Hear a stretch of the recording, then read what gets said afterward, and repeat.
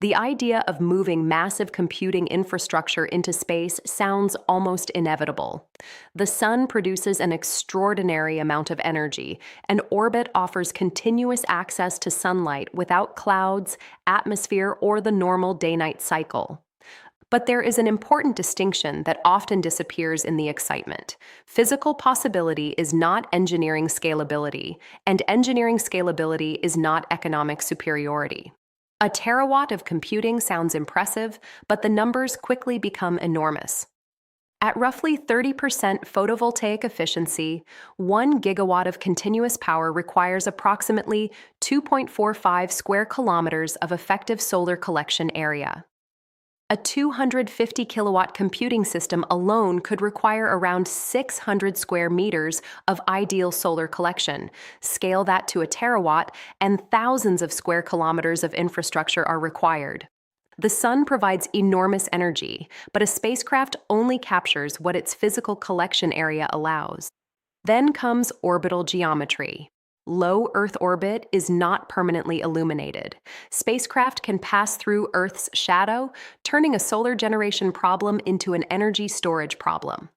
A 250 kilowatt computer experiencing a 30-minute eclipse would require roughly 125 kilowatt hours of stored energy, potentially hundreds of kilograms of battery cells before accounting for shielding, thermal management, redundancy, and degradation. And then comes the problem that popular descriptions often get wrong. Space does not provide free cooling. There is no atmosphere and therefore no convection.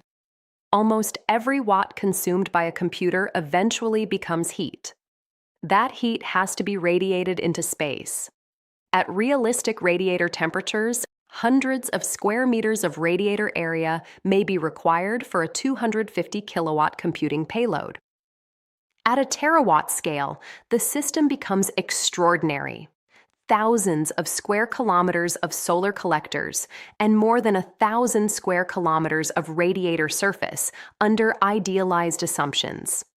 So the fundamental question is not whether computers can operate in space. They can. The question is whether humanity can manufacture, launch, deploy, power, cool, protect, network, and eventually replace millions of tons of computing infrastructure in orbit. The sun may provide almost limitless energy, but capturing that energy still requires an enormous machine. And that machine has to be built here on Earth before it can operate there. Space may solve some energy constraints, but it does not eliminate engineering constraints. It simply moves them into orbit.